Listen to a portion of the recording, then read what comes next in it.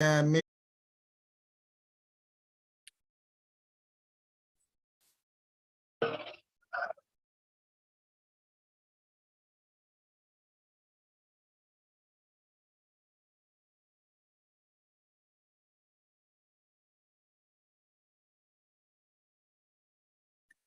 because okay. All right. What time is it? It's almost 2. It's 4:58 now, so we have 2 more minutes. 2 more minutes, yeah.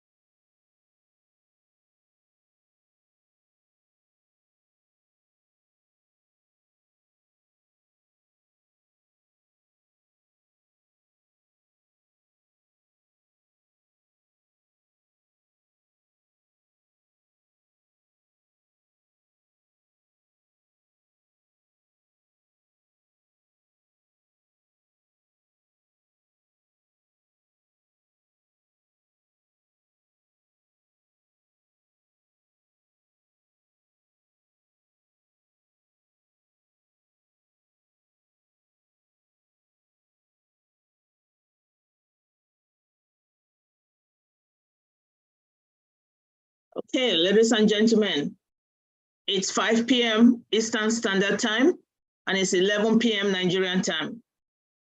My name is Edith Ojo. I would like to welcome all to the Speaker Forum. Our first speaker today will be Dr. Eugene Wosu, and our second speaker today will be Dr. Clement Ogunwande. Dr. Wosu practiced in the United States for 33 years, after which he decided to move to Nigeria. He's a well-acclaimed medical doctor. He graduated from the University of Ibadan College of Medicine, and he did his internship in the University of Lagos. Internal medicine practiced in Chicago, Cook County Hospital, where he was chief resident, and his cardiology fellowship he did at the University of Wisconsin. After 33 years, he decided to transition to Nigeria, where he became the founder and CEO of Goodness and Mercy Medical Mission. Am I correct? Go ahead. I can say something after that. Okay. Dr. Wosu has several fellowships, including being a diplomat of the American Board of Internal Medicine, a diplomat of the American Board Subspecialty of Cardiology Diseases, fellowship of the American College of Cardiology. He's a fellow of the American College of Physicians. He's a fellow of the American Heart Association. Ladies and gentlemen, please join me to welcome Dr. Wosu to this forum. Dr. Wosu, sir. Thank you very much for having me. And let me say that I'm very pleased that you were right on time. 5 p.m. was 5 p.m., not Nigerian time. That is common in some in some organizations in the United States. So that was, keep it up. That was the right thing to do.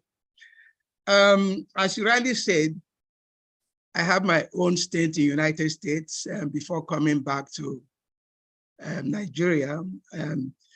My first mission back home was during my fellowship at University of Wisconsin-Madison.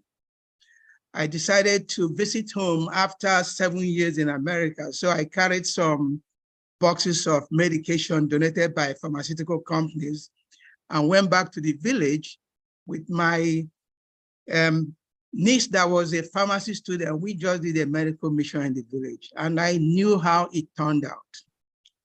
So back to United States, I finished my fellowship in Wisconsin. I moved to Savannah, Georgia, where I practiced for 25 years.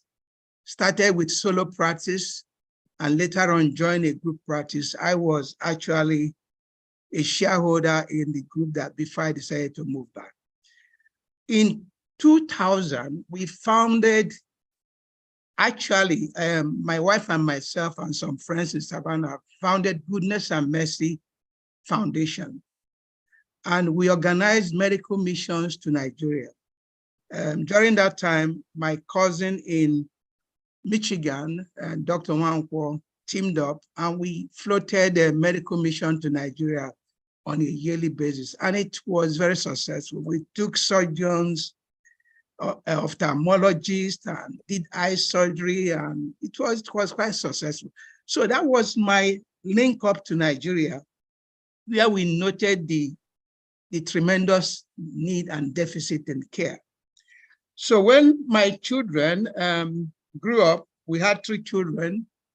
2 of them actually are physicians, and our daughter is a PhD holder from Vanderbilt, where she did her PhD. So my wife and myself said, why don't we go back home? My wife is not medical, but she did business and health administration, and also had some nutrition experience and certified health education. So we decided to move that to Nigeria 2017. So there we are. We got back to Nigeria. Things were bad. Everybody, 2017 is going to get better, is going to get better. Where we are, things are going downhill. But we had a purpose for going back to Nigeria. And because of that purpose, that's why we stayed.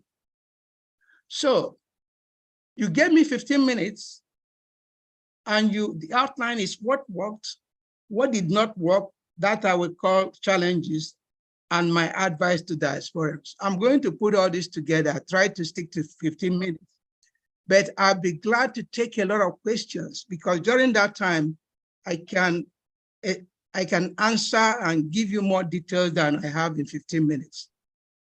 So I will focus, there are 2 ways to get back to Nigeria for diasporans. The first one is full relocation and set up in Nigeria like I did. And the second one is interval regular visits for consultation, procedures, and surgeries. I will focus on the full relocation to Nigeria. You must define your purpose. For me, my purpose was to give back in a meaningful way, especially after my experience in medical missions. And that required a lot of sacrifice. Coming back to Nigeria is a journey of faith. For me, that's what it was, because if you look at the physical and the ills of the Nigerian society, the poor governance, the poor health policies, the lawlessness, the insecurity, and many others, you will be discouraged from moving back home. So do not come back to Nigeria to make quick money. It is a very tall order. It will take several years to attain profitability. That's number 1 thing. And when you do come back, try to set up so that you can practice quality medicine, high quality medicine as practiced in America and advanced countries. For us, I set up United Heart Hospital. Even though it's called United Heart, we do a lot more than heart. And in order to do that, we had to make it be so that patients can get most of their care in one place. So we have X-ray, we have CT scan, we have echocardiogram, all the non-invasive cardiologists and all that stuff. We have full lab so that people can come there and get the care they need. And you have to focus on guideline-directed quality as practice, because most Nigerians will appreciate it. They know good care when they say it, and this will make them refer patients to you, okay? However, high quality care is not affordable to most Nigerians because it's not cheap, and most Nigerians can afford it. We're going to talk about the minimum wage and what things cost and inflation and all that stuff. And the HMO and insurance coverage is very limited. Most of the tests you need for quality care are not covered by HMOs because HMOs are being paid low premiums. So if you refer a patient for hypertension, for example, and I order thyroid profile, uric acid, lipid profile is denied. It's not covered. They send you a patient for chest pain, all they approve is EKG or ECG. People that are sent to cardiologists, to me at least, I'm talking from my experience, to evaluate for palpitation or shortness of breath, echocardiogram is not approved. So these are the challenges, and most patients cannot. But people that can afford it appreciate it because even though things are difficult in Nigeria, it is much cheaper to do those things in Nigeria than to travel abroad to do it. So people that can afford it now take advantage of that. I have patients now that are trying to go to the United States to see their primary care doctor. They come and run all the tests. When they go there with my report and my consultation, they say, well, you've done everything. You know, maybe they now order a few things. So that is the point. An average Nigerian cannot afford quality care. In the same light, people that have HMOs, they don't cover ICU charges. In cardiology, coronary angiogram is at least 750,000 naira. That's a lot of money when you talk about what people earn here. Coronary stent is about 3 to 4 million. How many people can afford it? ICU charges are not covered. ICD, somebody had an ICD just 10 days ago, it was 10 million. So complete heart block pacemaker is not covered. So people need to now find money anywhere. It might be church members or family members will now contribute money so that they can have those procedures. If you have an acute MI or stroke and you cannot afford it, you can't get treated. One vial of TNK thrombolytic therapy is over 700,000 naira. One thrombolytic therapy. Okay, so you can understand what Nigerians are going through. Quality care is out of reach for most Nigerians. Okay, so these are some of the issues. Now, there's a problem. In Lagos now and most other people, you have diagnosis centers all over the place. Patients go to diagnosis centers, they decide to do all tests that are useful and not useful, and then they try to see somebody to take care of it. But guess what? Because of the proliferation of diagnosis centers, most of them built by businessmen, the cost of CT scan right now is 40,000. Most of these HMOs will approve CT scan for about 40, 50,000. The contrast, because I'm talking from experience because I have CT scan, the contrast for CT scan that was 9,000 a year ago, right now it is 17,000, 100 mil Omnipet. That's what it is. And let me tell you, the time we did the business plan to do the CT scan, if the condition on the ground is the same right now, it doesn't make sense to do a CT scan. So there another problem with Nigeria, when you are doing business plan, because of the way things change, that business plan does not pan through, okay? The assumptions you make are just thrown away because the cost is changing, the inflation is rising. So anybody coming to Nigeria to do business plan has to think through. It's not that it's not going to work, but some of the assumptions might not hold because of escalating cost and sudden change of policy. For example, the Forex just crashed, and because we are import-dependent country, the prices of everything went up. So another challenge here is that Nigerian workers are very poorly paid, and most people cannot live on their honest salaries.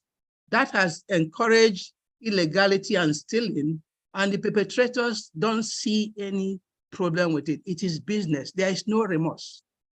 People are stealing and they don't have any remorse. It's business. Okay, you cannot depend on people to buy supplies for a business because the prices are ridiculously inflated. I can give you several examples of what happened, setting up United Heart here. Okay, so it's just, I'm not trying to say it's just a few people. I'm telling you, I'm a Nigerian, so I'm talking with all honesty. It's just a handful of people around you that are honest. Okay, a lot of dishonesty and a lot of stealing, all around you. So these are some of the challenges. And you cannot come back to Nigeria and just focus on clinical duties. You have to be involved in everything. You have to be involved in diesel for generators, chemicals for water treatment, laboratory supplies, pharmacy supplies, and many others. Because if you leave it for people to do it for you, you're in trouble. Okay, so this is, there are instances of family, pharmacy attendants at some other hospitals that stole so much that they had to actually open a pharmacy store somewhere in town. It didn't happen to me, but these are true things. Not to talk about, laboratory, scientists. I'm just trying to tell you the level of criminality that is involved, and doing business in Nigeria, you have to take cognizance of that. This is the plain truth. Okay, there's still a few people, there are few people that are trustworthy and honest. Now, the inflation rate in Nigeria is over 20%. A few days ago, it's 25%. And the country has low foreign exchange rate. The Naira continues to lose value every week. Since Nigeria is not a productive economy and most products are imported, the cost of medical products, laboratory reagents, pharmaceuticals, and many others have skyrocketed and increases every few weeks. A few weeks ago, GSK, that has been in Nigeria for over 50 years, had to shut down. They are leaving the country and moving back to Britain. So financing medical business through the Nigerian bank is not advisable because of the toxic interest rate and the ridiculous collaterals required to secure those loans. I don't have any loan. So I don't have sleepless night, because if I had taken loan to do this, maybe I would have been in deep waters, no doubt about it. Okay. So another headwind is the brain drain. This is real. It cuts across all departments: physicians, laboratory scientists, pharmacists, radiographers, nurses, they're all leaving. Okay. Right now, the young doctors that come, and actually when they come, they don't have much experience. You train them, you put them through, and they benefit a lot. In 1 year to 15 months, they are gone. They are leaving for UK, some of them. I don't blame them, but so we are basically a training ground, because you train them and in 1.5 years they leave, you have another set, okay? So these are brain drain is a big challenge in Nigeria, and they can't get a handle on it. Our young doctors and professionals are leaving the country in droves, okay? Having said that, there is joy in coming back to Nigeria. There is joy. You are among your people, and that your service, you are making a difference. There are people that are there, they are not getting proper care, proper diagnosis, proper treatment, and then they discover you, they come to some of us with the experience we have, and we are making a difference. It's not just me. There are some diasporans that have come back, and together we are making a difference.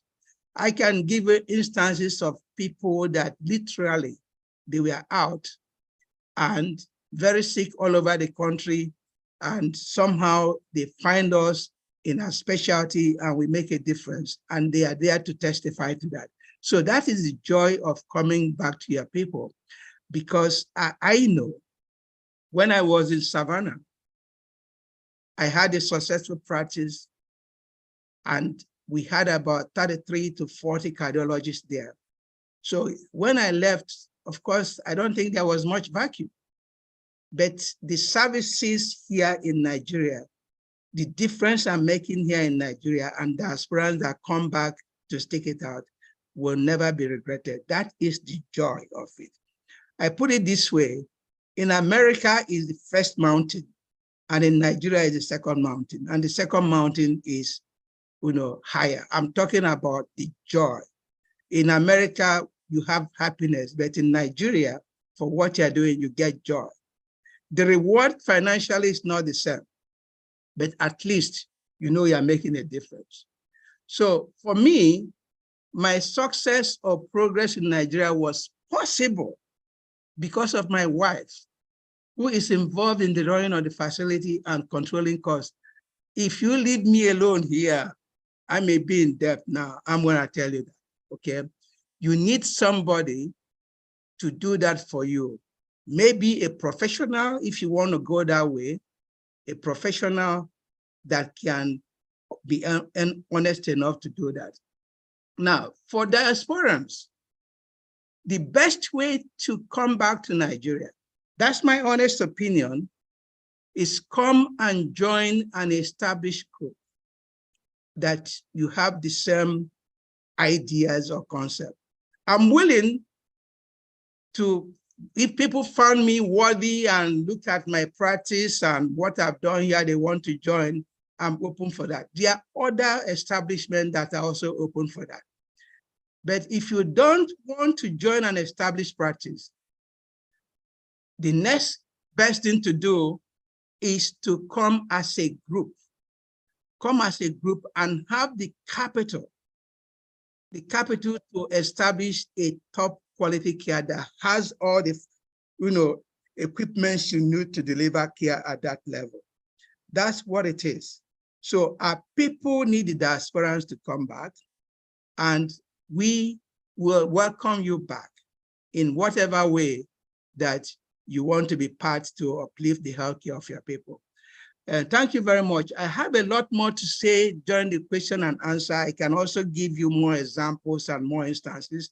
And if there are areas I have not covered, I'm willing to take those points at that time. Thank you very much. Thank you very much, Dr. Wosu. It was really a pleasure listening to you. Madam Chair, I am not sure when the questions would come. Would it be at the end or after every speaker? Madam Chair, unmute yourself. Yeah, because Dr. Wosu is from Nigeria, I don't know whether we can change. Well, Dr. Timmy has his hand up. Let me see what Dr. Timmy has to say. Thank you very much, Dr. Wosu, for the brief talk. Just a quick question for somebody coming in or a group coming in. Just approximately in dollars, how much money in terms of will be required for initial capital investment? Wow. Look at it this way. It depends on what you want to do. For example, if you want to come in and you have an operating room, and you want to come in, you have an ICU, you want to come in, you need an X-ray, you need a CT scan, you need an MRI. So when you add it up, it's a lot of capital. Please. It's a lot of capital. What is a lot? How much money? To be honest with you, in terms of dollars, you might be talking about at least $5 to $10 million. $5 to $10 million will go a long way. It might not do everything at one time, but it can go a long way if it is well managed. Okay. Thank you. Thank you very much, Dr. Wosu. I do have a question. My question is this. For those people who are not able to afford the care, how do you get them to get the care? Or how do people generate ways to afford the care in Nigeria? Well, the point is that you have general government hospitals.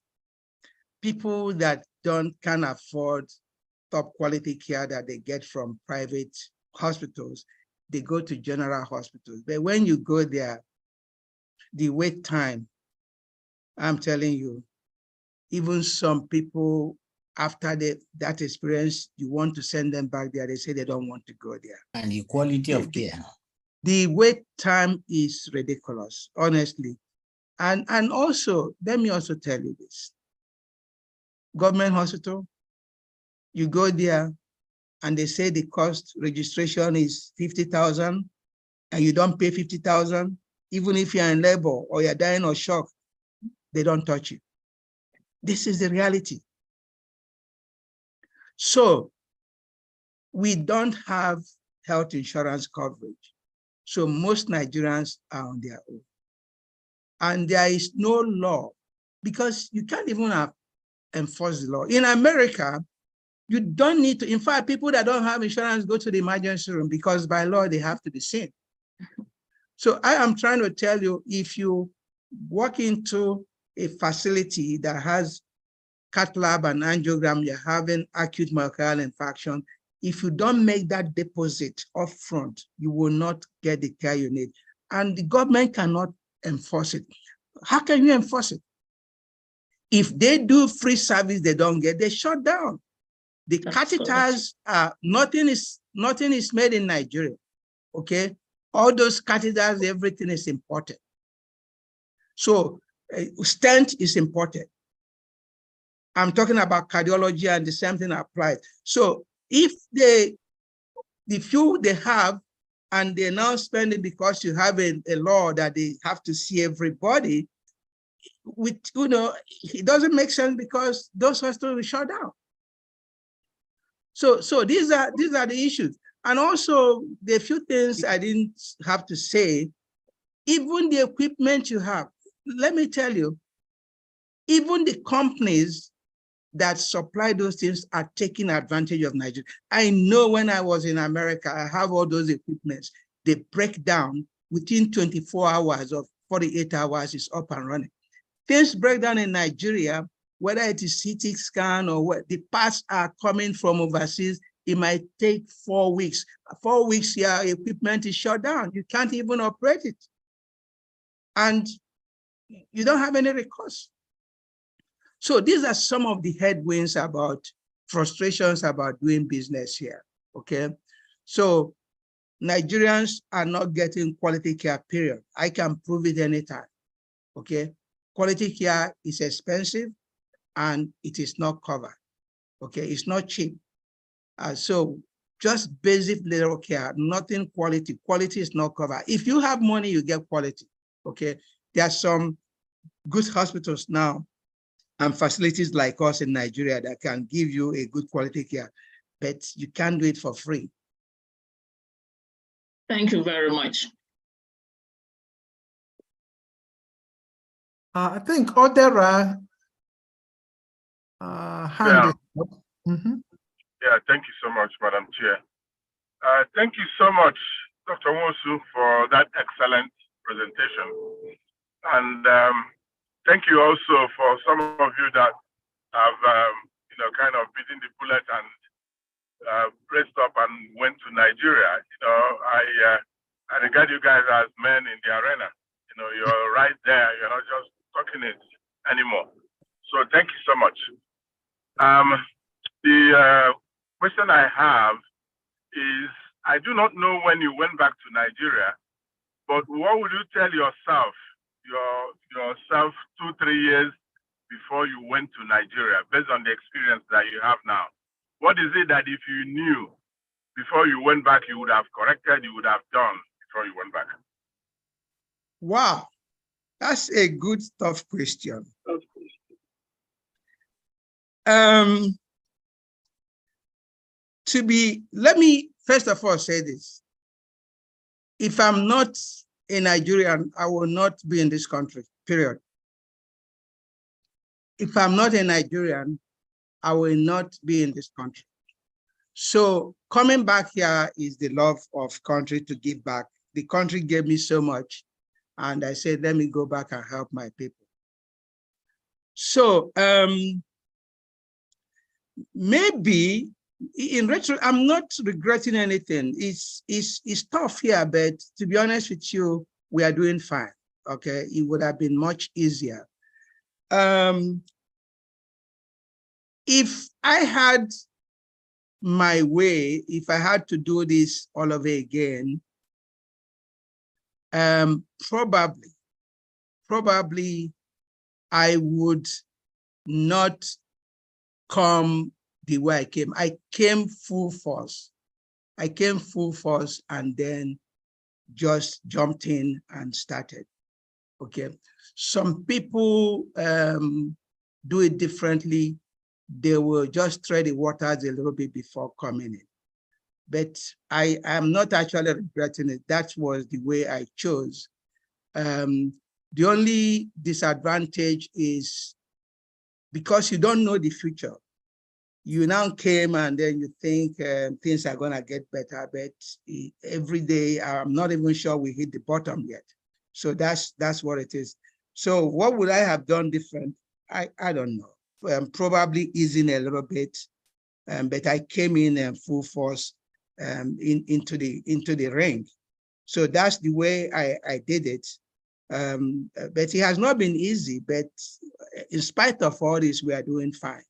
But all around you, you can see what is going on politically and, you know, economically and all that stuff. This is where we find ourselves. So it's a tough question to answer, but I don't think I have any regrets. And the only other way to come is to ease in instead of coming full force. Yeah, you mentioned, Dr. Wosu. By the way, thank you for a great talk. This your talk will get around, though. Okay. So you mentioned that you don't advise people, maybe within Nigeria, to get a loan. I will think No, I didn't get that. You said I didn't advise. Yeah, your advice is not, it wasn't as great. You said the loan is, you did take a loan and you don't advise it because they yes.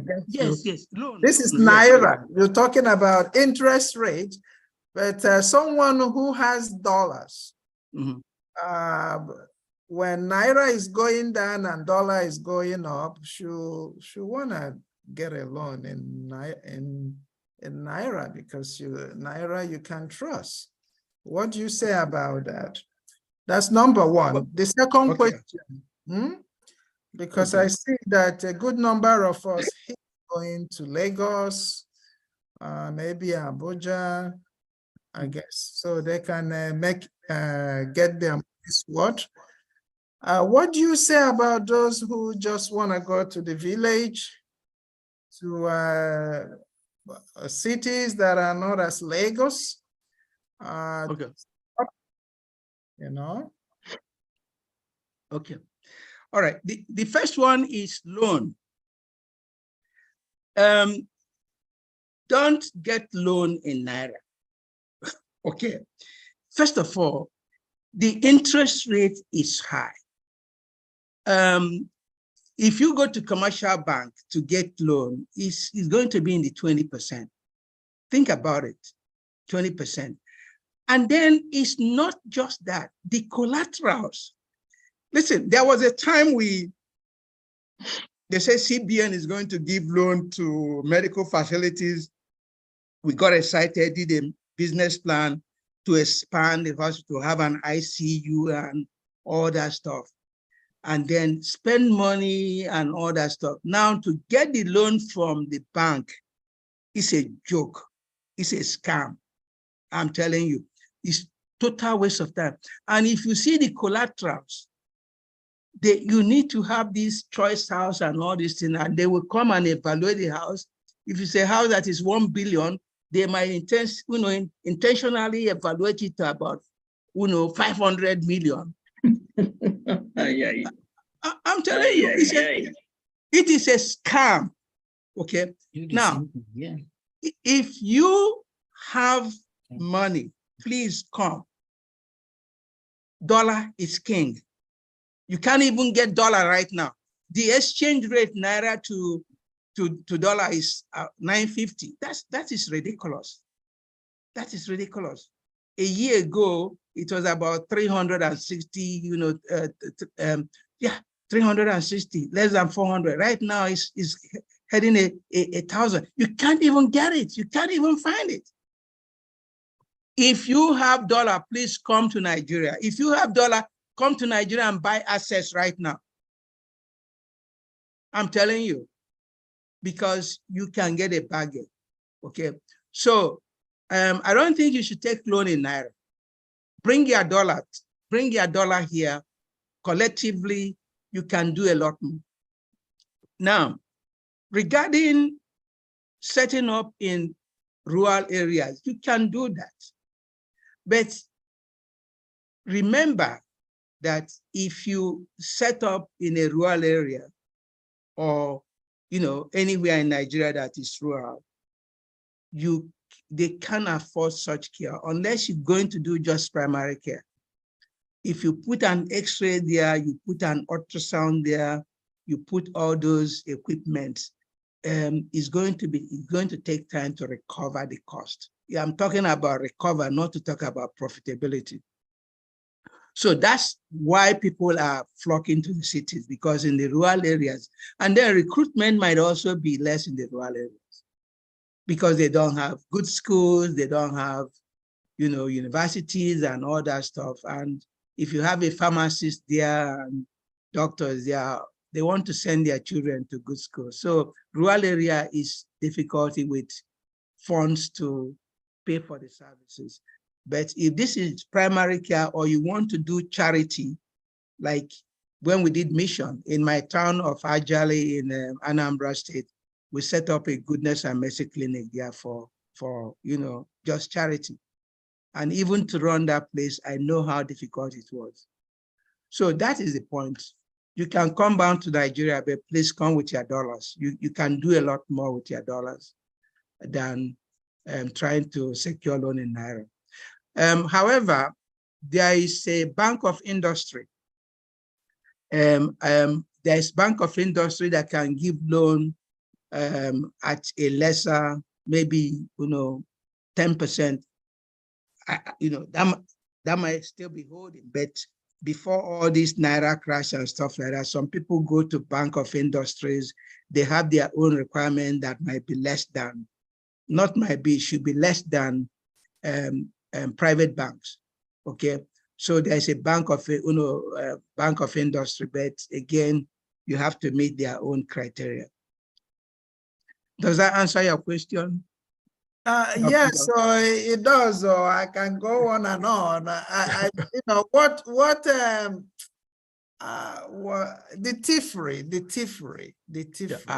How can somebody manage that? Yeah, let me tell you, it's going to blow your mind. And these people will be shouting Jesus Christ and praying and convince you that they are religious, and they are stealing with no remorse. The thievery and pilfering is unbelievable. Yeah. And some people have even told you, your own brother, your own sister, don't trust them because they will cheat you. It is amazing. So sad. It's so sad. I'm telling you, it's so sad. Little things, they just disappear like that. And How much are people being paid? Even your doctors. Here, people cannot live on their wages. I'm telling you. Minimum wage is less than $60. It's not up to that. It's not even up to $40. Even, you know, there was a time the nurses are making 110, 100 and, you know, nurses are making 110, 150,000. Even the young doctors, young doctors, you know, is anywhere from, you know, 200,000 to 350,000. What is 350,000? In what can he buy in Naira? What can he buy? Even the cost of fuel. Nigerians are suffering. They are employed, but they are grossly underpaid. And even people that can afford it are paid. Some people, for example, you know how important it is to have a driver. A driver can connive to kill you. Some people are paying their driver 35,000. And that's why some of them will go and gang up with, you know, robbers to rob them and all this. People are grossly underpaid in Nigeria, and it is wrong. How do you manage it as a business owner? Well, I told you that, first of all, we have been duped so many times. So I don't trust anybody anymore. I used to be very trusting. Don't trust anybody. Trust but verify. You have to look into anything, everything. The thing here is my wife. If my wife is not here, I don't even think I'd be able to be paying salaries. Okay? It doesn't mean you have to have your spouse. You have to have somebody that is honest and can do those things for you, because you can't, you know, I'm very busy. Okay, in fact, let me tell you, I'm working harder than when I was in America. I can tell you that. I work over there, you know, by 6:30, I left, you know, I'm the cat lab to there to office, to consult and all these things. I had nurse practitioner, I had a nurse to myself. I have people that do everything for me. But here, I have to do everything because I want to get it right. You can't trust people to do it for you, but you know, yeah, you have to be involved. If not, you're going to struggle. I think Dr. Timmy has a question. Are you still have a question? Yeah, very quickly. If you think this question is out of scope, you can leave it off. Why do we find it difficult to maintain equipment? I mean, those equipments and parts, they're not made in India or in Saudi Arabia and all those countries, but they're able to get those parts. Why can't we get them on time in Nigeria? I mean, what was the difference? Or what do you think is different? Because you are Nigeria. It should be more than that. Yeah, let me tell you, I made that statement with all sincerity. Let me tell you this. I don't understand. Okay, let me give you an example. My hospital is in Victoria Land, Lagos. Victoria Land is one of the highbrow areas, right? Yes. There's a road, major road, Ajosia Dogun to Legale Ayorinde. There was just a little culvert that got, you know, a big truck, you know, went through, the thing just collapsed.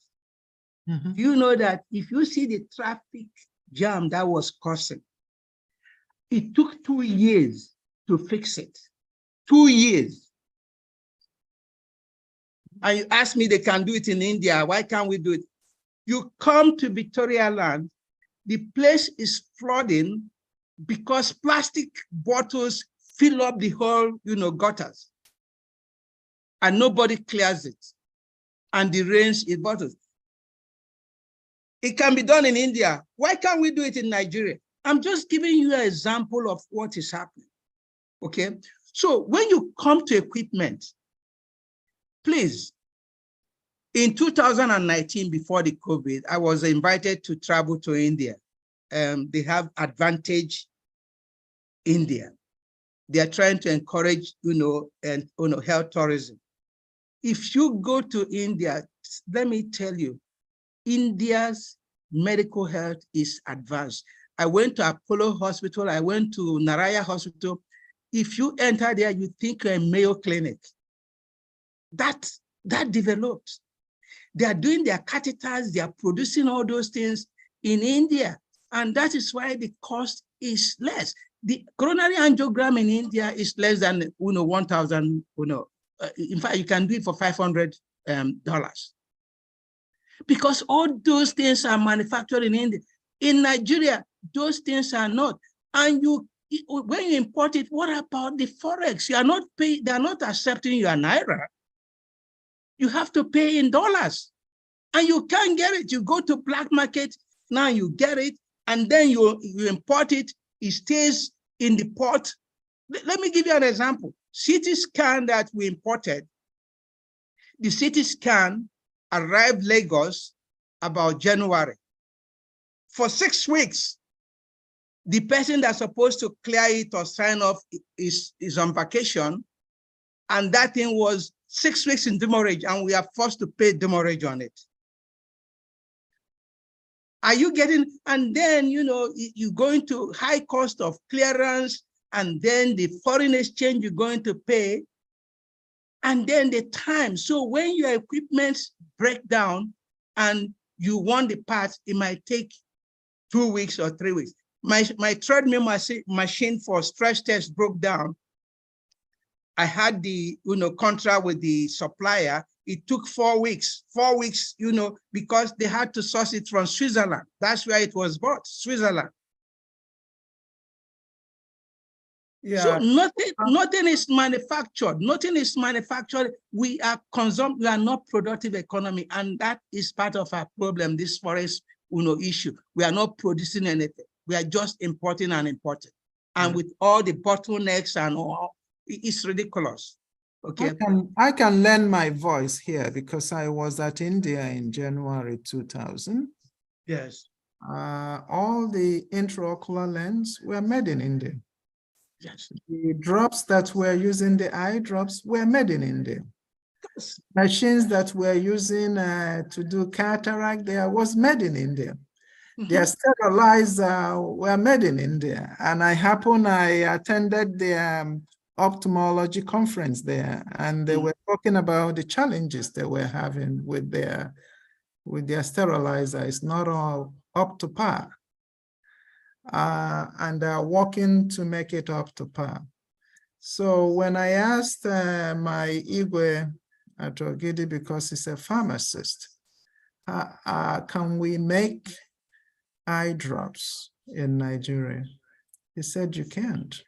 No sterile product can be made in Nigeria. No sterile product. That means no IV, no eye drops can be made in Nigeria. I mean, it is just give up. It's sad. It is sad. Sometimes you cry. I'm telling you, when you see simple things that can be done, it's not done here. Sometimes you shed tears. Okay. So Diasporans, please don't lose hope. Okay. I told you that if I'm not a Nigerian, I will not be here. Okay. There are some foreigners though that are making it here. Believe you me. There are some foreigners that are making it here. Okay. Let me give you an example. There was a Chinese group that visited Lagos. They went to hospitals and they came to United Heart. And after seeing the environment, they said they wanted to invite me to India. They wanted to partner with us. I said, okay, why not? No, not India, to China. So we went to China. We went to Guangzhou, from Guangzhou to Xiamen, and we did presentation and visited some facilities, wonderful facilities in China too. Okay, so we came back to Lagos, and then in the process, they decided they want to do it alone. They want to do it alone. These people, when we were in China, 2 of them don't have driver's license in China. These are Chinese. They don't have driver's license. They came to Lagos in 2 weeks, they have driver's license in Lagos. They are driving in Lagos. They were not driving in China. And by the time you know it, I don't know how they got the papers. They opened a medical facility in Lagos. But what happened? COVID came and then they had to leave and that business shut down. Because it's so easy for foreigners to come to Nigeria and set up anything they want to set up. Indians that are not even doctors, they are opening facilities there and they are making it. And Nigerian mentality, once they see a light skin, is Oyibo. Filipinos are Oyibos in Nigeria. Indians are Oyibos in Nigeria, and they have preferential treatment to Nigerians. I am telling you because I am witnessing it here. Mentality. So we have a lot of quacks from overseas coming to Nigeria to open up. Thank you very much, Dr. Wosu, for an amazing presentation and for an amazing set of questions and answers. In the essence of time, I would like to now turn this over. I want to say thank you very much. And if we can give Dr. Wosu a round of applause, let's do that now. Thank you. Thank you. Thank you. Thank you. Thank you. And although I'm going to turn this over now to my fellow moderator, Dr. Asemuta, to introduce the next speaker. Please, Dr. Wosu, feel free to stay with us. We know it's late in Nigeria, but it's up to you if you want to hang with us or if you want to depart at this point. So thank you again very much. So I'm going to take the podium over to Dr. Emiola Asemuta. Good evening, everybody. My name is Emiola Asemuta. I'm here to introduce Dr. Clement Ogunwande. He went to Morgan State University for his undergrad and went to Philadelphia College of Orthopedic Medicine. He's a board-certified family medicine doctor. He's the medical director of Crest View Medical Center. And he also owns a clinic called Wande Healthcare Clinic in Ogun State, Nigeria. You're welcome, sir. Thank you. Can you hear me? Yes, we can hear you. Okay, let me share this screen and I can, okay.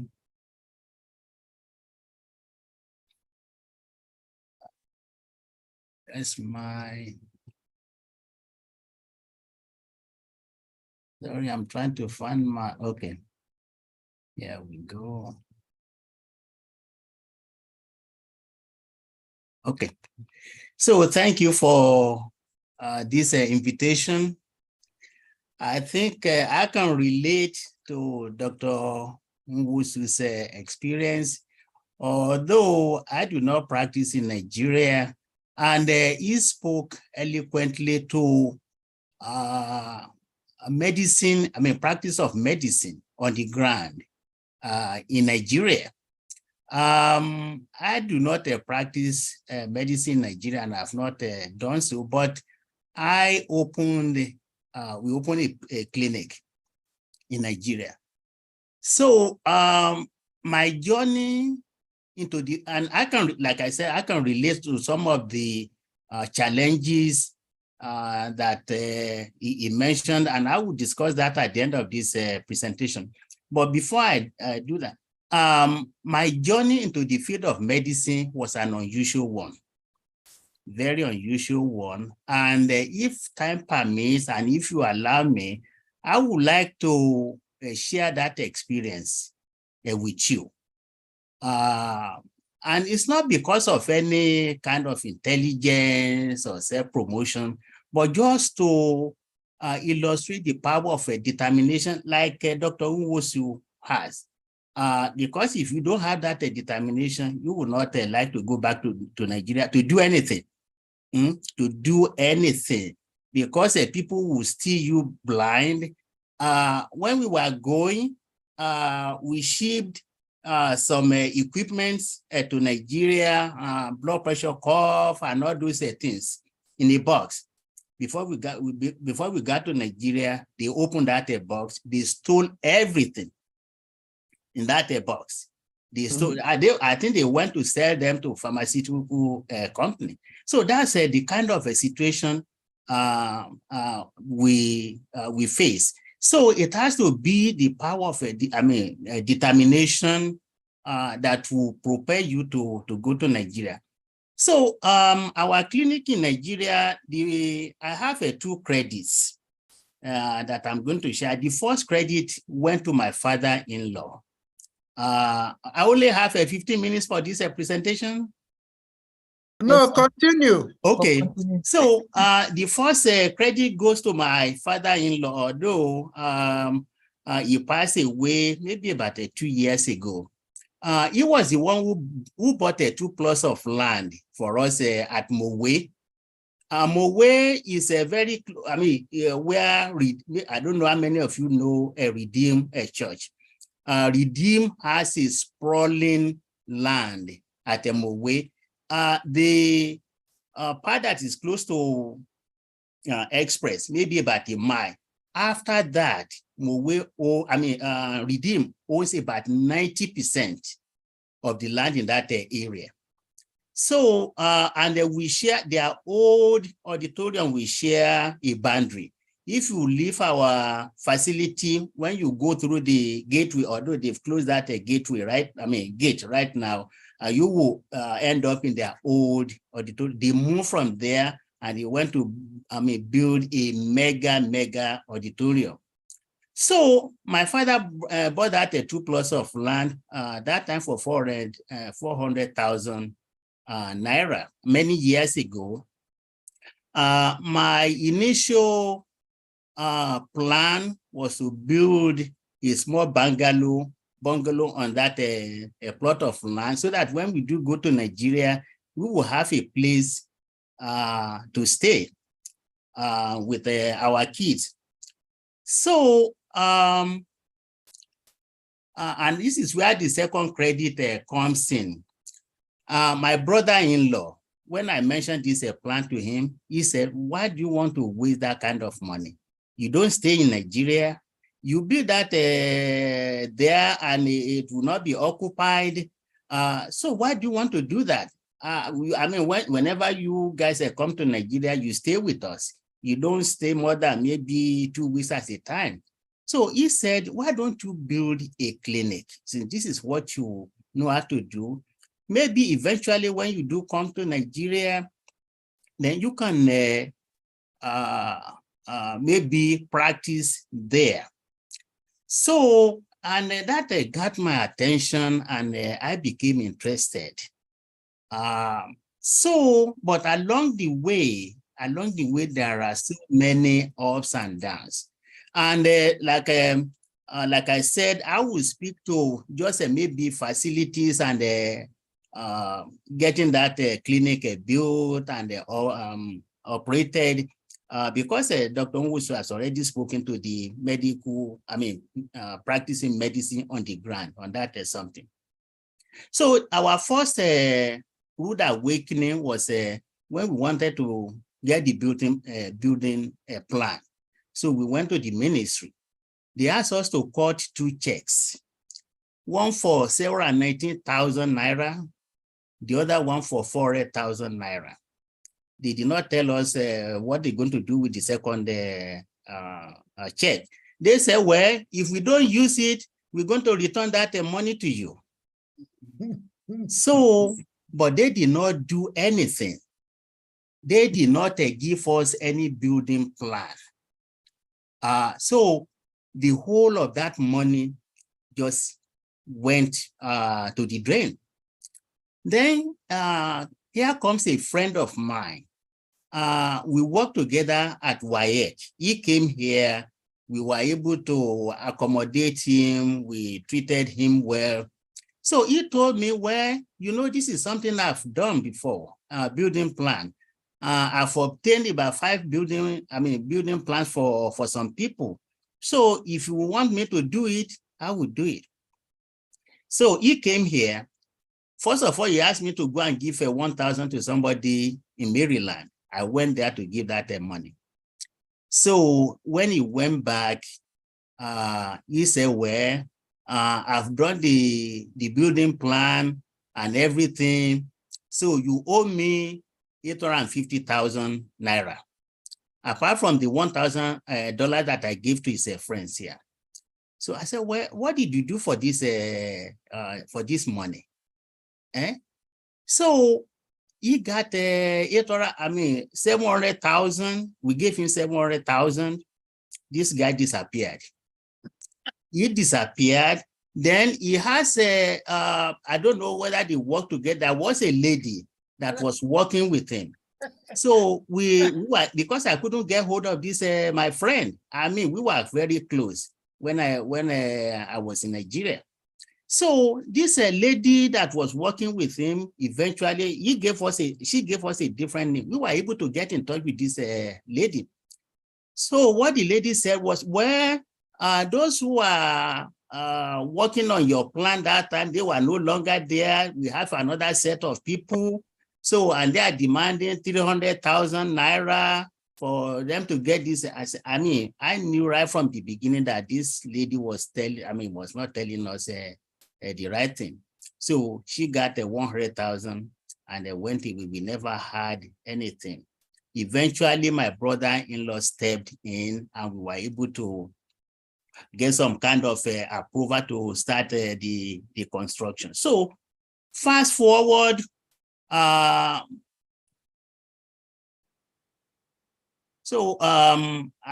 were able to get in touch with the two contractors. One of them is sort of a brother to me, and another one somebody I did not know. So he agreed to do this project. Now, when we started this project, we had about 11 million naira in the bank with the help of my father-in-law, which he helped us to save. And that is the fact that you need to have somebody you trust to be able to handle things for you in Nigeria. Because if you, we send home this morning, my father-in-law will exchanges. He would tell us the exchange rate, what was spent and not spent, and sent us like a spreadsheet. So he was able to save about 11 million naira for us before we started the project. So, but guess what? When that building project started, within 2 months, 11 million naira was exhausted. We did not even finish the foundation with 11 million naira. Just at the foundation. So they started coming in where we needed. So I had to go and get a loan from my 401k to be able to continue that project. So the other problem is with the landlords that we bought the land from. Now, when we bought that plot of land from them, it was part of a redeem area. So redeem came to them, gave them 1 million naira and say, okay, those people who own this plot of land, go and take it from them. Return their money, whatever is left, you can pocket it. So, and if you don't accept that,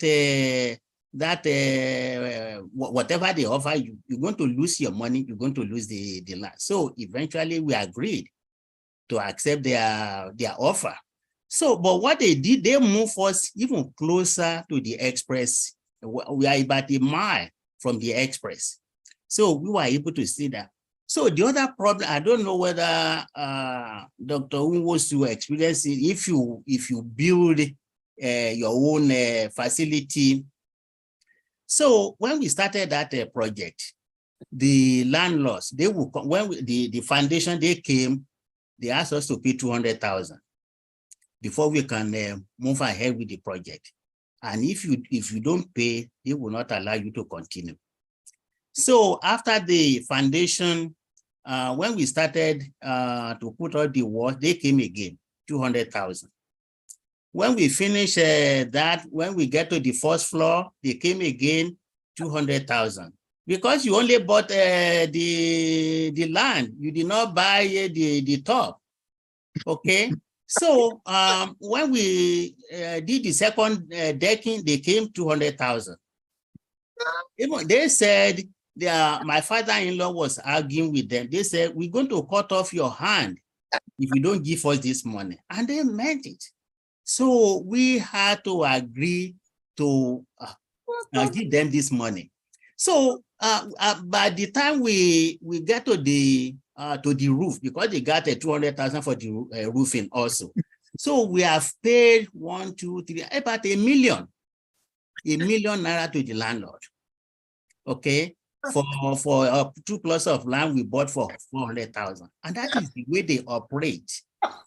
That is the way they operate. If you don't do it, because they will send all these hooligans and everything to come and stay there. So finally, we are able to finish that building.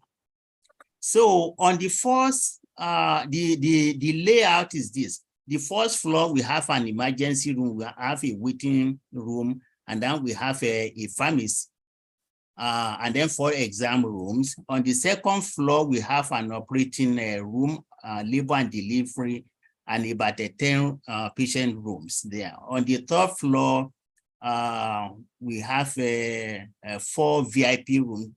Initially, it was meant for us so that when we go to Nigeria, we can stay there. But now they use it for maybe special patient that can afford it. So I just want to run down quickly so that I don't waste. So the staffing, we have one medical director. Initially, when we started, we employed this guy. He just finished his internship. So he was able to run that clinic for us for a while before he went for his residency. So we got another person. We hired 4 nurses. We have 1 accountant that is still there. We have 2 security men. We have janitors. And we needed these people to keep that clinic very clean, very decent. And that is the selling point for us. Because most patients that have come there, they will say, oh, this is a very nice clinic. It's not smelly. It's not this, because we take care of the compound. So as far as patient, we have 2 HMOs. One is a Hygiene, which has been very good to us. They make a payment on a timely basis, and we've received many patients from them. Then we have another, which I don't remember their name now. Then we have a self-paying patient. And as a matter of fact, most of these patients, most of them went to their insurance, say, okay, well, we want to go to this clinic. There was a time that the people administering that insurance, say, they carried out a survey, and consistently this patient will come to our clinic. So these people decided to come and visit the place. What's it about this place that that is making them scoring high on the survey? So they came and they were able to see on the ground we have a large generator. If in Nigeria, light goes in and out. So we were able to utilize that. We have a borehole for the water supply. So what are the challenges? What are the challenges if you want to locate to Nigeria? First of all, you have to decide where you want to stay, where you want to locate the clinic. Right now, with maybe Lagos, maybe Ibadan or any other city, right now it's very difficult to come across a plot of land. And unless you have already owned one, right now, if one is available, you will pay a lot of money for it. So cost of buying the plot or buying land is so astronomical right now. Lands are overpriced due to high demand. If you say you cannot pay this, you will have another person will come with a large sum of money to buy that land. So after finding that location, do you already have the money to start that project? You have a lump sum of money that you want to carry to Nigeria to begin to start a building, or you want to maybe instrumentally, when you have a $1,000 here, $500,000 here, you want to send it to Nigeria for somebody to exchange for you to deposit in the bank. But keep in mind, you have to have a trustworthy somebody to do that for you. Because you just send this money to somebody, even a family member can get that money and he will just be depositing the money into his bank account. When you go, I mean, we've had instances where our people from here maybe sent home some money to build to have a building, something for them. When they go back, nothing is there's nothing to show for it because they've already used that money for them. So the other thing, you must realize that many of them are more interested in how much they can make from you, and they're less interested in your vision or your project. Procuring materials, when you want to buy cement, blocks, and the sand, those things are very expensive. You have to have somebody to be able to do that for you. Otherwise, they will be inflating all the prices and you'll be paying. That's how we ran out of 11 million naira within a short period of time without finishing the foundation of the project. So that's basically, and then when the project is completed, you need the equipment. When we were going, we bought a lot of equipment from here and we bought some medications, antibiotics and antihypertensive and all those things. We took them with us.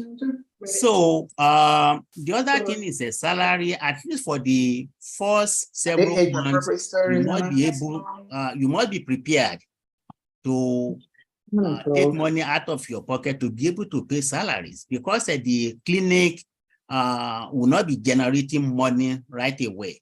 So for several months we did that. We sent money from home, from here, to be able to pay their 4 nurses and the medical doctor and the janitors and the security. So and getting a patient, we had an open house and we were able to get people to come there, and that kind of started the whole process of exposing that clinic to people in that area. Like I said, we have Hygeia, which is one of our leading insurance plan that has been very great to us. Right now, we've not sent home money for anything because the clinic is doing well on its own. And I thank God for that. The clinic is actually doing well. And I have I need to give my brother-in-law the credit because he's the administrator and he makes sure that everything runs well. So that's briefly the overview. But at the beginning, I said my journey to medicine was a little bit unusual. So if you give me maybe just a few minutes, and I want to say this just to illustrate the power of a determination, the power of a prayer. Now, I did not start out as a scientist. I went to a commercial secondary school where I studied accounting, economics, and all those things. So after leaving a secondary school, I started working at there's a company called Adibali Electrical Industry as an accounting clerk. I worked there for a few years, and from there I went to WAEC, also as an accounting officer. So while I was at WAEC, I went to Yaba College of Tech, also as to do accounting. So I've worked in the accounting area without any knowledge of the science. But one day I was in my 1-bedroom apartment at Shomolu, and they were talking about Dr. Sharaki, that he went to London to study medicine. So the following day, I went to the library in WAEC. There was a building there, like a 12-story building. On the 10th floor of that building, there was a department there. So I went to their library, look at some of the books. about the US colleges, pick out maybe 2 or 3 schools. I wrote to them. They sent me this. I'm almost done. So they sent me I-20 form. I completed it. And then I went to the embassy. That time, embassy was not that busy or crowded. So when I went there, the lady I met said, this I-20 form, I said, you need to get another one. So anyway, fast forward, I was able to mute yourselves. If someone is speaking in the background, please, if you're not the speaker, mute yourself. Thank you. Okay, so I'm almost done. So, you got hot dogs, right? How come you never make any? There's a noise coming from Unsima's iPhone. Okay, please mute yourself. Right here. Except, we're back in grill. Doctor, I'm gonna mute everybody and then you can unmute yourself. Okay, so now you can unmute yourself.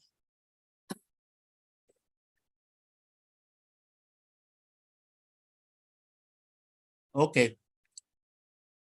So, fast forward, I was able to get a student visa. So, I traveled to US. So I left accounting on Monday, got to US on Sunday. The following day, which was a Monday, I went to the registration. I registered as a pre-med. Coming from accounting, I registered as a pre-med, majoring in chemistry. So I don't usually mention it, but that was my journey to the field of medicine, and I've not regretted it, and it's been good to me. Working hard, it's a lot of work, but when you enjoy what you do, it's like a piece of cake. So for anybody who wants to go to Nigeria, is going to be a lot of hard work, a lot of determination, and a lot of prayer because you're going to meet so many obstacles on the way. So if you have any question, please, thank you.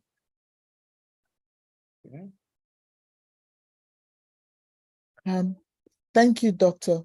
That was a very nice talk. We learned a lot about how to start a practice in Nigeria and what not to do also. Does anybody have any question for the doctor, please?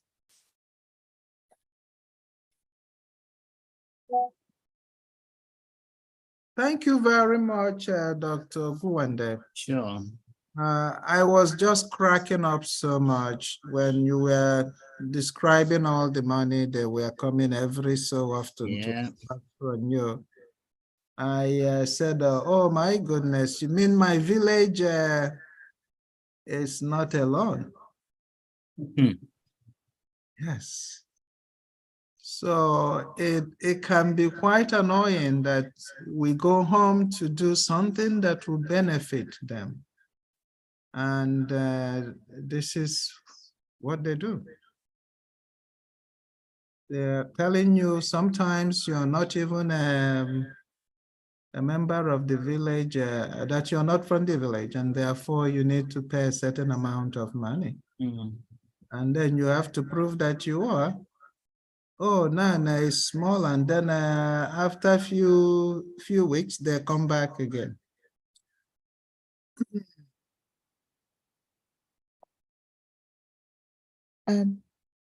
Dr. Ogunwande, I do have one quick question for you. Apart from all the money we pay for like bribing and all that, would you have an average amount of money it would take to start just like a primary care in Nigeria? The one Dr. Wosu quoted was just way unaffordable in the millions of dollars. Yeah. On that project, and my father-in-law has all the account of, unfortunately, he passed away, like I said. But I mean, we are probably talking about probably around 100 million naira that we use Naira, not dollars. not dollars, if not more, at least in that range, or even more than that. But I mean, if we went through 11 million naira within, I mean, just for the foundation. So talk of building, the roofing, the all those things. I mean, easily is probably more than 100 million naira, easily. Thank you, sir. What is hygiene? And do they really have insurance in Nigeria that an independent body will file your claims? Yes. Hygia is one of the major insurance company in Nigeria. And there's another one, I don't know their name, but Hygia has been, I mean, they've been doing well, at least as far as we are concerned. We have many of their members, they do pay on time, once a month. They don't go through any, they don't let us go through any hassle before they pay our bills. So Hygia is one of the very good insurance. I don't know whether Dr. Wosu has any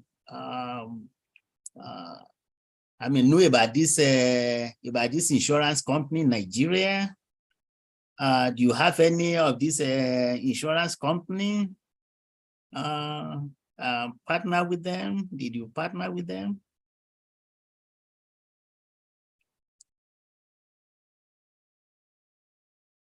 He's probably muted if he's still on. Okay. Yeah, Dr. Wosu. Okay, I mute myself.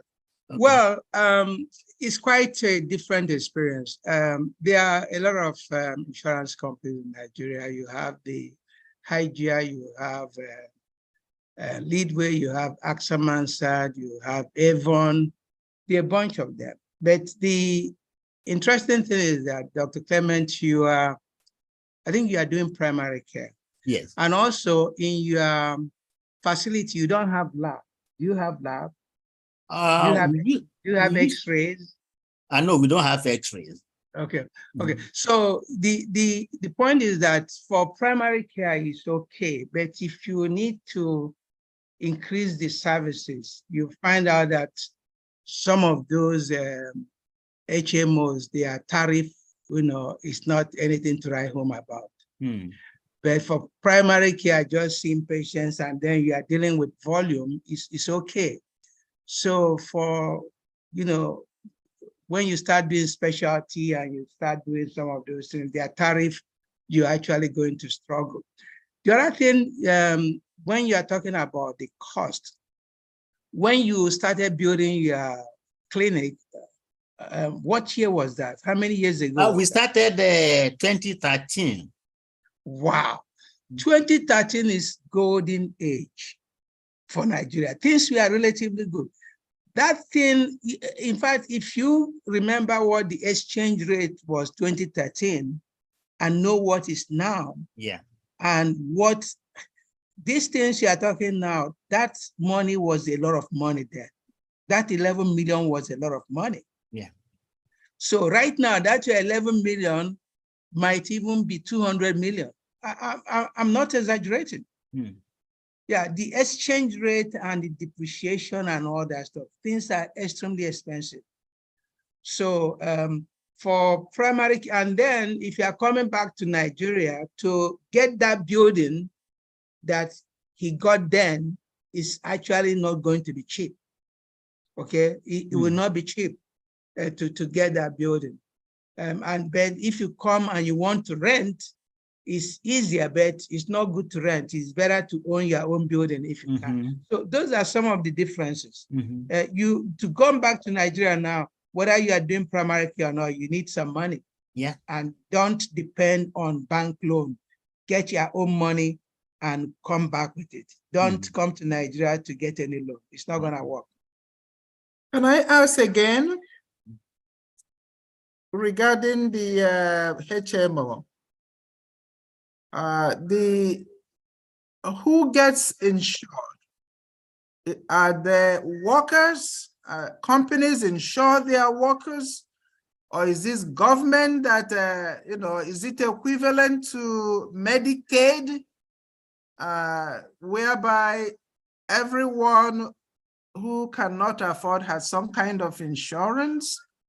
Or this is insured through the employees? Or they buy the medical insurance? And is this in these HMOs and insurance company available all over Nigeria, or there are just some areas? Okay, Dr. Clement, you want to take that? Or I mean, the little bit that I know, I think it's just a combination. I don't think a government is in, and Dr. Wosu can maybe correct me on that. I'm not really sure government is involved in that individual HMO companies. I think maybe they look for members, maybe from companies. I'm not really sure how they attract their members, how they get these members to subscribe to these insurance companies. okay, what I know is that the HMOs go to private companies. In Nigeria, before HMOs, private companies have retainerships.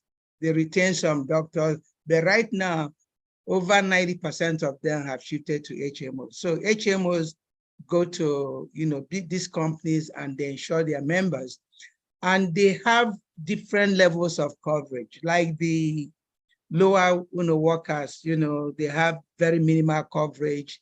Those people for cardiology, chest pain, they are not covered for echocardiogram, but the top management is covered. Okay, so there are different levels of HMO coverage. Some may have gold coverage, some may have basic coverage.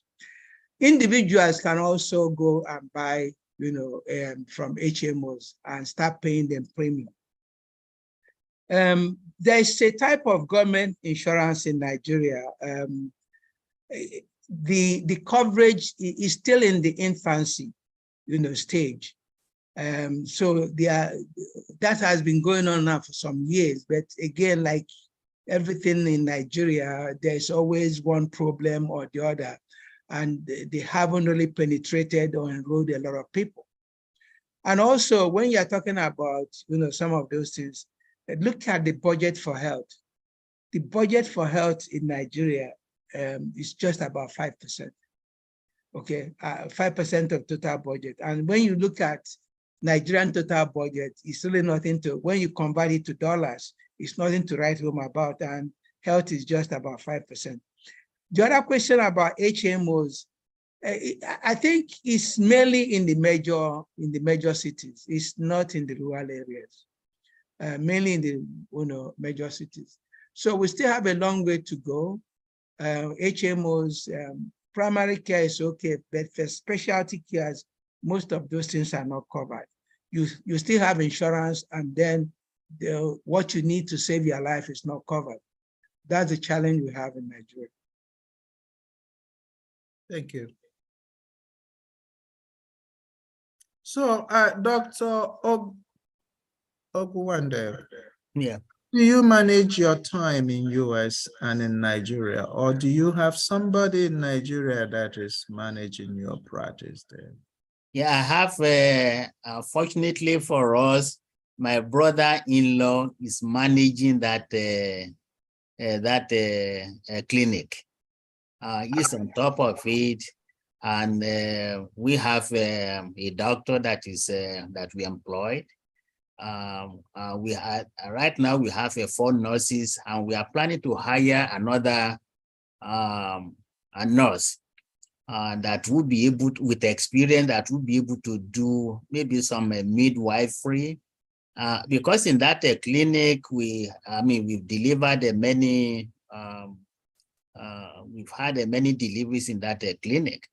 Okay, so he's the one managing that clinic for us, and we have the, like I said, the doctor and the 4 nurses on the ground there. Mad raised her hand. Mad, can you go ahead? Yes, please. Yeah, speaking about the insurance, I'm just trying to figure out what insurance is all about. Is it against malpractice, or how is the insurance applied? Because I know in Nigeria, there are so many things that go wrong in the hospitals, and the patients don't ask any questions, nothing happens. So what's the insurance all about? Who is it covering? Okay, I mean, from my little experience, it's not about malpractice. This insurance is just for this patient. If you are sick, they send you to any of these facility to be taken care of, and then you saw. But I don't think malpractice, and Dr. Wosu can speak to this.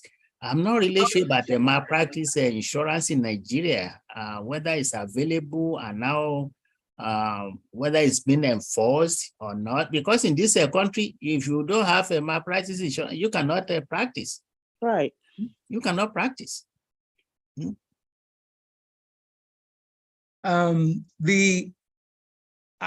not sure the malpractice is enforced in Nigeria, but individual doctors can get insurance. For me, at United Heart, we have insurance to cover the equipment and also lawsuits for, against the doctor or the hospital. But as part of your medical licensure, malpractice is not compulsory in Nigeria. But lawsuits are beginning to happen. Nigerians are pretty good copying what is happening in America and elsewhere. There have been instances where for wrongful death and negligence, patients are beginning to sue doctors. So it's coming in Nigeria.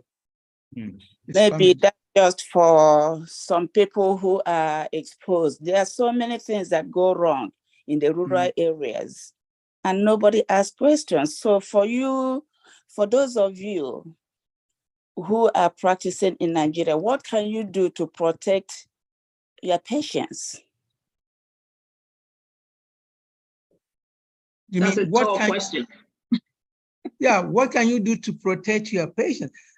I mean, the best thing to do is practice standard, high quality standard of care. Quality care, yeah. Basically, that's what you need to protect yourself, not just the patient. You have to practice quality. And then the other thing also is documentation. The documentation is not very good. Like the doctors that come through us, we really brush them up on documentation, because documentation is so scanty, and that's not acceptable. So, and by the time they leave, they are doing much better and they appreciate it. So documentation is terrible. It's terrible. But to protect yourself and the patient actually is, guideline directed quality care. That's what you need to practice. We have Dr. Bobolagis. Yeah. Can you unmute? Mute yourself, yeah. Okay. Yeah. Good evening, and thank you very much for the talk. It's been very informative, Dr. Wosu and Dr. Ogunwande. So I have one particular question, because you were mentioning that it is difficult to get equipment and get other supplies. So how have you handled that situation to keep your facilities going with having the right medical supplies on time when you need them? Okay. First of all, for certain supplies, when they are, you don't wait till they run out, okay? Let me just give you a simple example. For stress tests and ECG, simple ECG papers are imported. And I use GE, for example. I use General Electric, they are nice, cardio test, stress test machine. So about 2 or 3 months to finish, I order and I order in bulk. Okay, so if you wait until you finish your order, for them to get it might be 6 weeks. In fact, during COVID, that was even 3 months to 4 months. So, and common ECG electrodes, all those things are all imported. Nothing is made in Nigeria. So you have to start early to place your order because you don't know when you're going to have it. There are certain things you can't predict, like the equipment breaks down. Okay, the equipment breaks down, and then the downtime, they might tell you is 2 weeks by contract, but for several reasons is 4 weeks. What can you do? And lawsuit in Nigeria is ridiculous. You are wasting your time. You are wasting your time trying to sue anybody in Nigeria, because for the next 10 years, I am not exaggerating, for the next 10 years, that case is still in the court. Yeah. Okay, so you don't. I don't even want to go into it. Going to the police is just waste of time. Was duped, I was forced to transfer money on my way from Benin, driving back to Lagos 2018. You have the account number, you go to police, you waste your time, make police statement, and they tell you they don't have jurisdiction and all this stuff. Total waste of time, total waste of time. So you don't want to sue anybody because nothing will come out of it. Even if they breach your contract, you just have to wait. Your equipment might be down for 6 weeks. When it's up again, you start doing it. That is the gospel truth. The other day, I sent a patient, there's one special procedure that I don't do. I sent a patient to a very reputable center in Lagos, in VI there. He went there to do it. They charge him money and say the equipment is broke down. Come the next day. The next day, the equipment is broke down. And it took him 2 weeks to get his money back, to refund his money, 2 weeks. We need to start producing. That is the solution to all this. We need to start producing. Right now, everything is coming overseas. Is there any moves for that to happen? Well, first of all, Nigeria, you have to get the governance right. You have to, again, this is not politics, this is true life. The way Nigeria is now is not working. We all know that. We need to do the right policies and start producing. Look at oil, even the oil that we are selling, we can't even take care of the oil. People are still stealing it. We are not even meeting our quota, just low-hanging fruits. So it's going to take time to, have the right policies and start Nigeria to start producing and start exporting. That's when we start making foreign exchange, not to be importing everything. We can't have enough dollars to import, and everything has to be paid in dollars. That is the problem. Dr. Wosu, how do your medications, the medicine that you use, are you able to procure? I know medication is very expensive. Do you have any particular supplier? Do you get them from? Yeah, to be honest with you, most of the medications are available in Nigeria from this big pharma. They're in Nigeria. And the truth about it is that those medications are actually cheaper in Nigeria compared to what you're paying in America. Empagliflozin is available in Nigeria. Okay. The one now used for diabetes and heart failure is available in Nigeria. What you call Entresto for heart failure in America is what they call Imperio in Nigeria. It's much cheaper in Nigeria to use, but for an average Nigerian, most of them can't afford it. So the medications are there. So for people that have the money, they will get it. But unfortunately, with the Forex exchange, there are things that are not available. For example, JSK that just left Nigeria, the Seretide for asthma and COPD and Ventolin is not available in Nigeria anymore. Wow. Yeah. So people with asthma and all these things now, they are finding it difficult to get the prescription. Because some of those things with the Forex. So there are certain medication because of the Forex, then the supplies dwindle and you can't source them. So we still have some of that issue.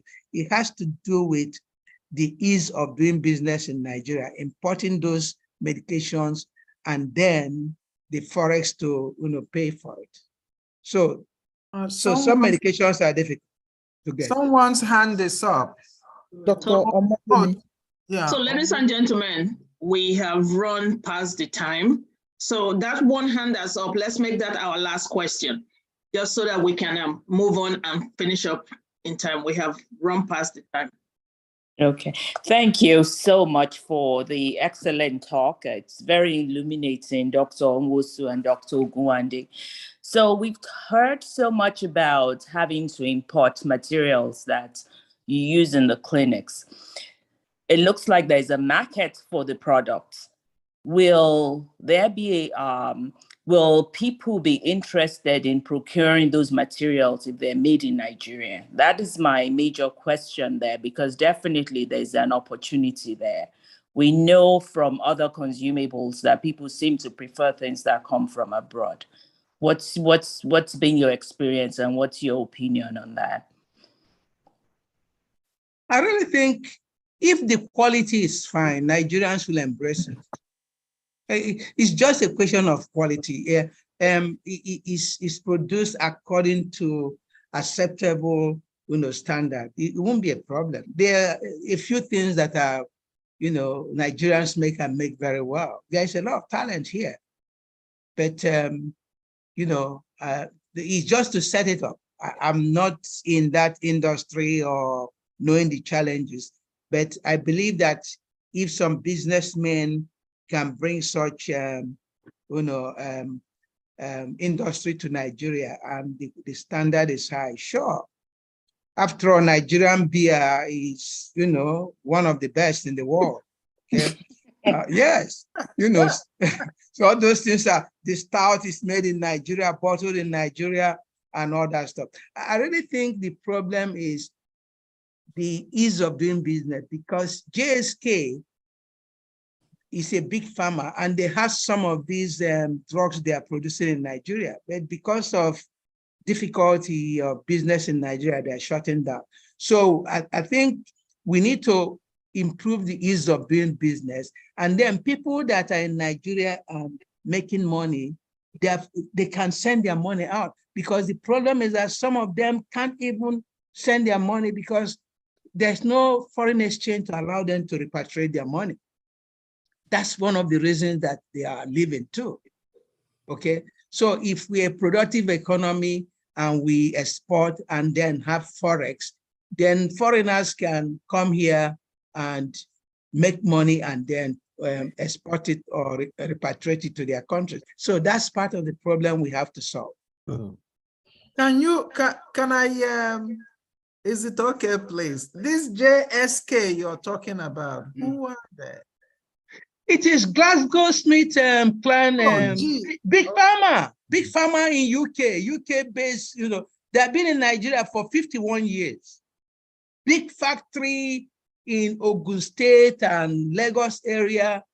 They just say, I've had enough with Nigeria, they're shutting down. It's a big loss. It's a big loss to Nigeria. Yes, indeed. It has been a very exciting speaker forum. It has been a very interesting topic. This is a broad topic. I'm sure many of us still have some questions to be answered. Unfortunately, we can't do that tonight. who knows, Madam Chair might have to invite the speakers back to talk to us, because this is a topic that interests a lot of people, and we can talk until tomorrow on this topic. That's But right. at this point, I am going to say thank you very much to the speakers, Dr. Wosu and Dr. Ogunwande, and I'm going to hand the podium over to Madam Chair to bring us to a close. Oh my goodness.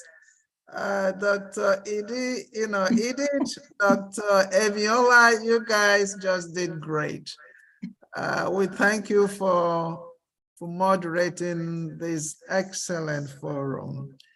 And Dr. Wosu and Dr. Ogunwande, as Dr. Edith said, we probably will call you guys back again. This has been quite enlightening. I mean, I thought I was gonna fall asleep. I just got off. I'm still suffering so much from jet lag. I just returned from Nigeria, but I'm just here enjoying myself. Thank you very much. Thank you. Thank you. On that note, Thank you. Take care, everybody. Yep. All Thank right. you very much again to Good Dr. night. Ogunwande and Dr. Wosu. It's been an amazing evening. Thanks for the information, and thank you for the participants. Thank you for everybody who is still here. Thank you, Madam Chair. Have a good night, everybody. All right. Good night. Thank you. Thank you. Thank you.